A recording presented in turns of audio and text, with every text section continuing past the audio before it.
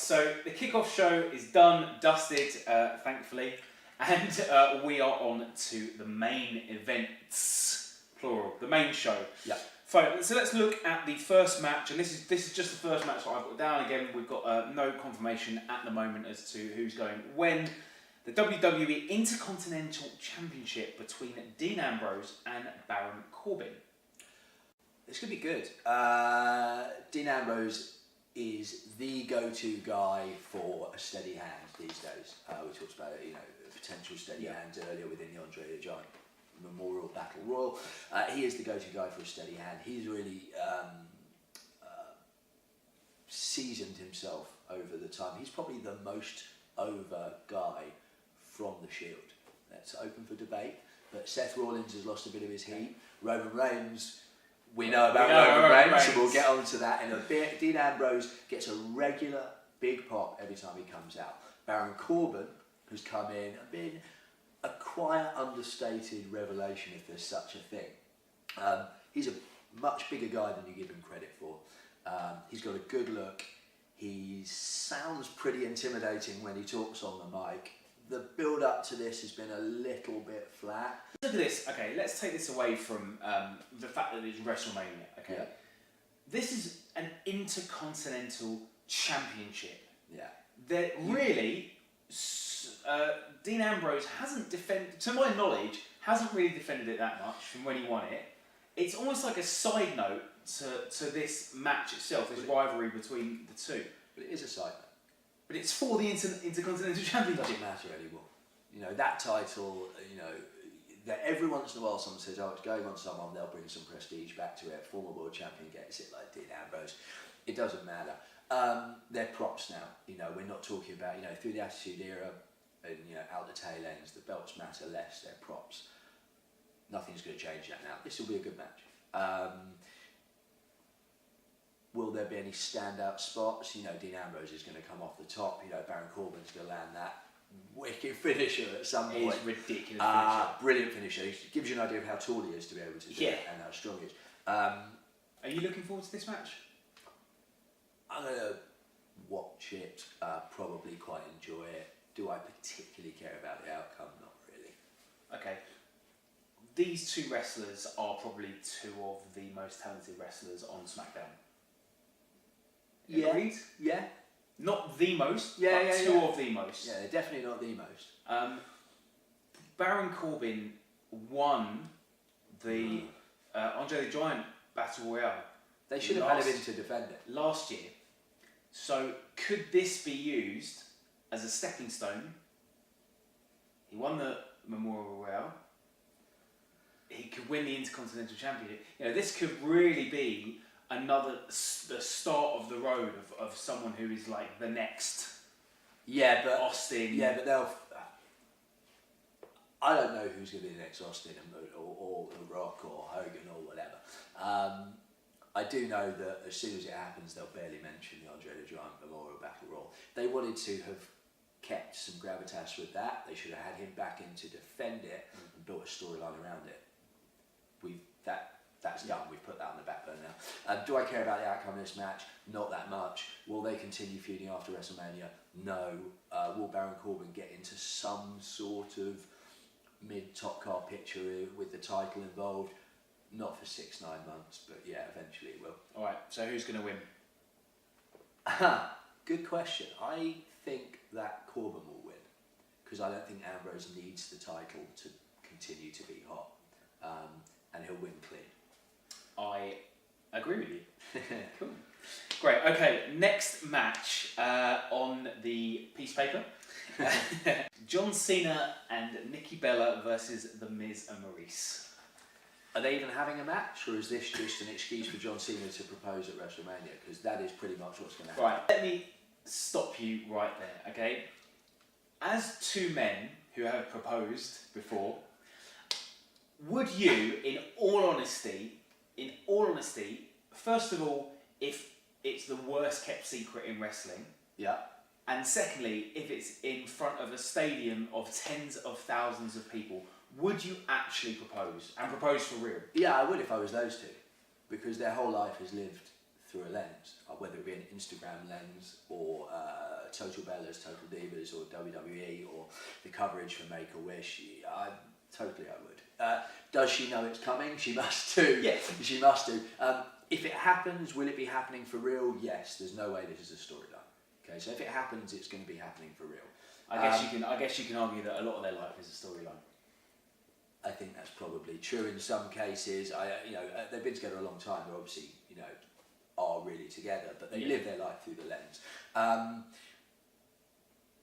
The build-up to this is from The Miz and Maurice has been brilliant. From John Cena and from... She's barely said anything. Yeah, I didn't say her name on purpose.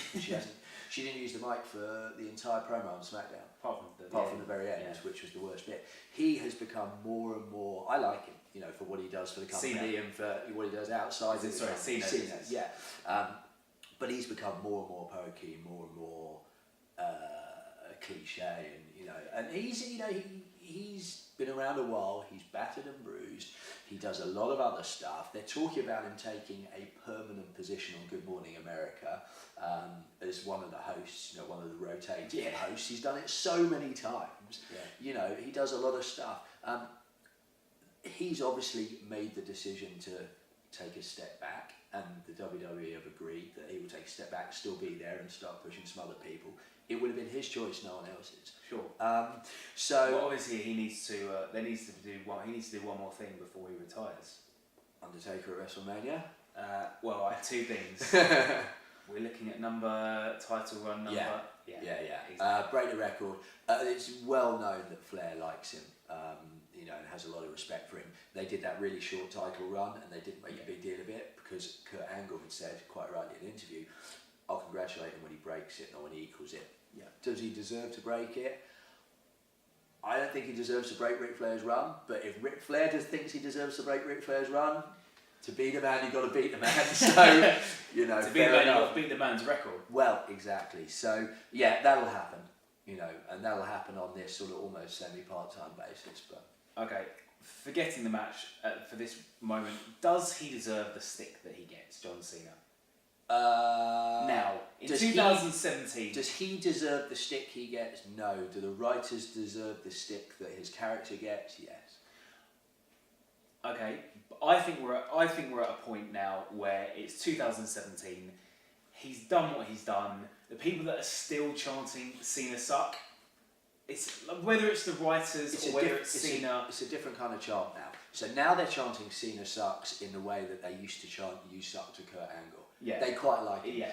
Most fans that chant You suck understand that there is a difference between the John Cena that does all the Make-A-Wish and does all of that, and the John Cena character. They used to chant You suck because they were bored of his character. They're still and they hated it, and they thought he sucked. Yeah, they're still bored of his character. He's not a terrible wrestler. No, he's done some pretty bad things. But look at the matches between him and AJ Styles at SummerSlam.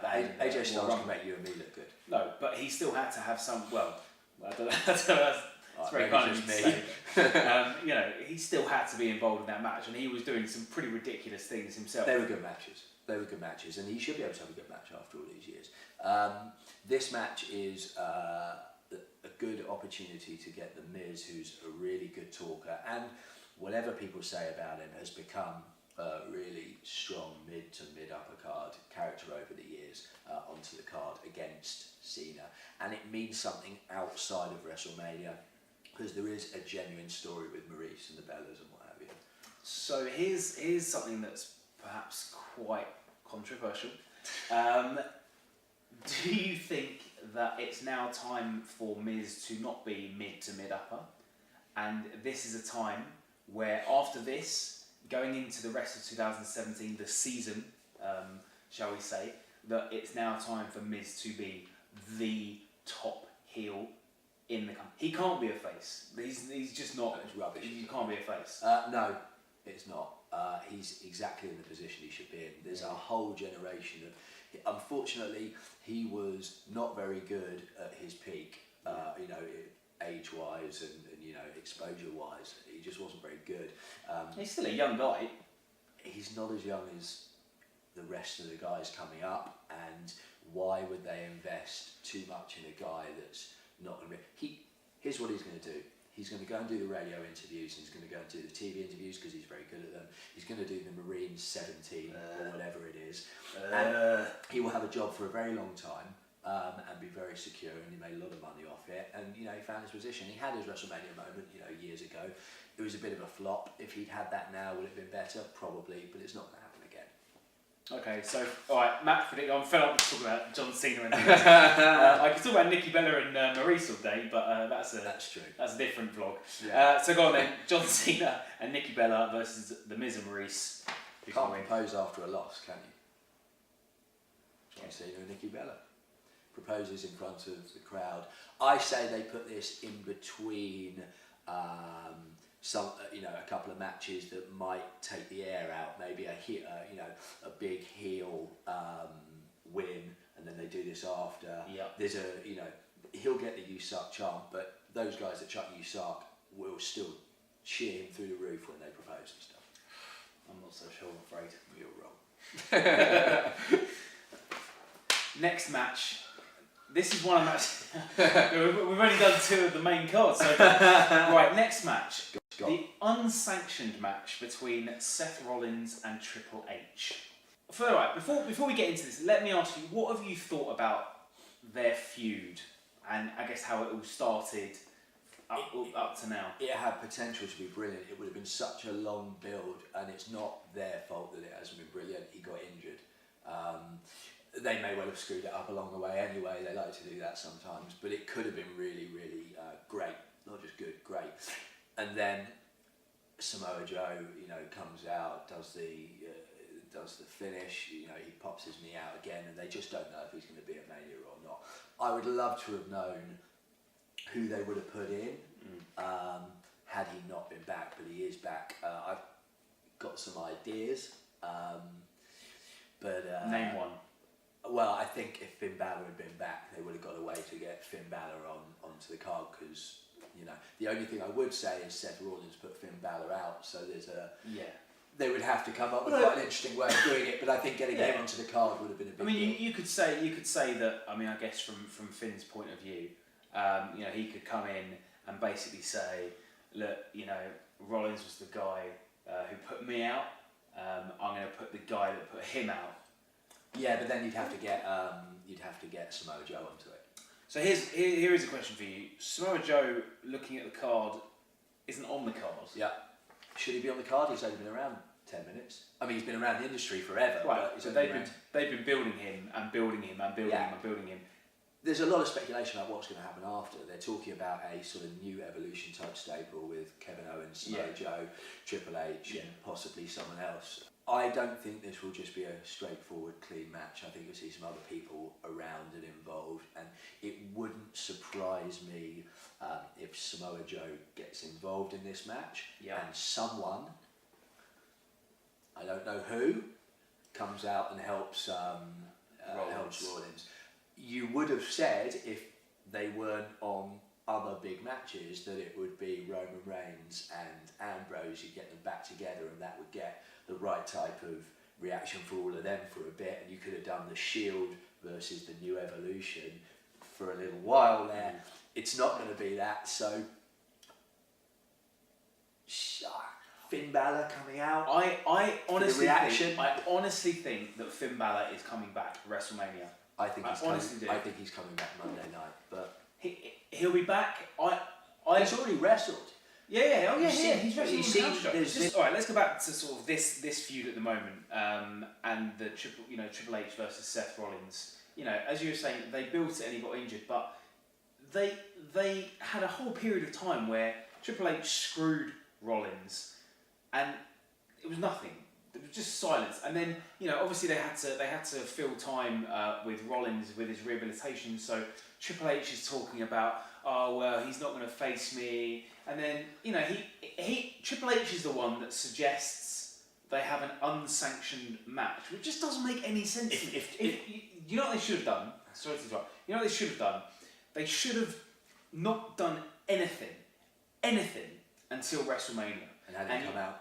Exactly. You know, have him come out. They don't do that at Mania. They do that at the Royal Rumble, they do that at Survivor Series. They don't do it at Mania because they need to sell the tickets and they need to sell the show. They never do that. They might have someone surprise come out. The NWO came out and DX came out for the Sting Triple H match.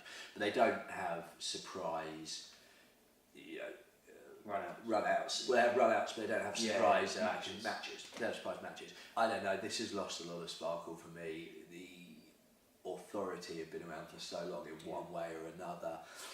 I'm a little bit less interested in Rollins. In fact, a lot less interested in Rollins than I was. The shine has been taken off Seth Rollins somewhat because he's been injured. It's not his fault. He's still going to be a top main event guy. Yep. It's not a problem. He's going to come out of this looking fine. He'll be a champion for many years.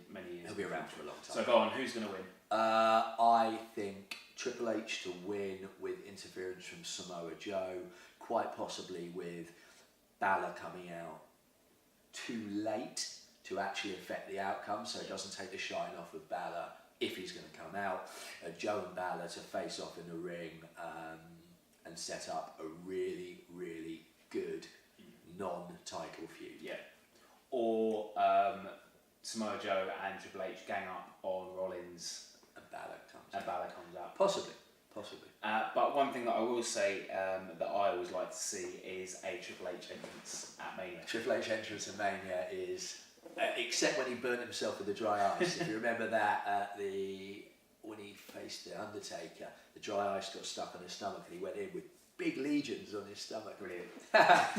It's all about the game. Right, let's whip through these then. So the next one is the WWE Raw Tag Team Championships. This is a ladder match between the champions Gallows and Anderson, and Enzo Amore and Big Cass, and Cesaro and Sheamus. So, thoughts? I think that Big Cass and I think his entrance is going to last longer than the match. Really? Yeah, it's going to be awful. I don't know. They'll have a long match, but honestly, does anyone really care? No. Gallows and Anderson, the two most wasted talents to come over from Japan. They should have kept them with either Balor or AJ Styles and done a Bullet Club type thing. They haven't. So Gallows has had no better run than he did the first time he was around as Festus. Or the Imposter Kane. He was the guy behind the Imposter Kane. Cesaro and Sheamus, no one's interested anymore, Cesaro on his own, fine. I would watch all day. I said Cesaro and Sheamus, no one's interested in and answer me one question. Enzo Amore and Big Cass are not wrestlers from the Indies. Yep. Okay, they came up through NXT and trained through there. Yep. Tell me when they've had a ladder match before, because I can't find anything. Good point. So are you saying that I'm saying they might kill someone. They already gave Sheamus 16 stitches in his head after Raw. Yeah. So, and Enzo Amore is going to go flying at some point in this match. Is this set up so that Enzo and Cesaro and possibly Gallows, I was getting two. Which Gallows is the bigger one. Okay, this is Anderson, the smaller Festus. Yeah, basically. So that can fly off the top of the ladder. I don't know who's going to come flying off the top of the ladder. Enzo's not going to look good coming off the top of the ladder. It's not like Shelton Benjamin or something like that. Yeah. I think I can see a spot where there is a pile of ladders, and Cesaro does the spin and sends Enzo flying out the ring into a pile of ladders, which I think is a pretty dangerous spot to be doing. I think something they will want to steal the show. Yeah. All of those people have something to prove. Yeah. Non-storyline have something to prove. Sheamus doesn't. Sheamus should be further up the card. Cesaro definitely should be further up the card. Yeah. Anderson and Gallows were not brought back in for this. They have come across so badly and so geeky and uncomfortable since they've been back. And Enzo and Kaz, new upcoming, and never held the NXT title. Yep, true. Okay, they've never held any title. They need this more than anyone else. They need the New Day rub of having the belt, because their whole shtick is getting a bit stale. Yeah. Go on then. Do we care? No. Do we care? No.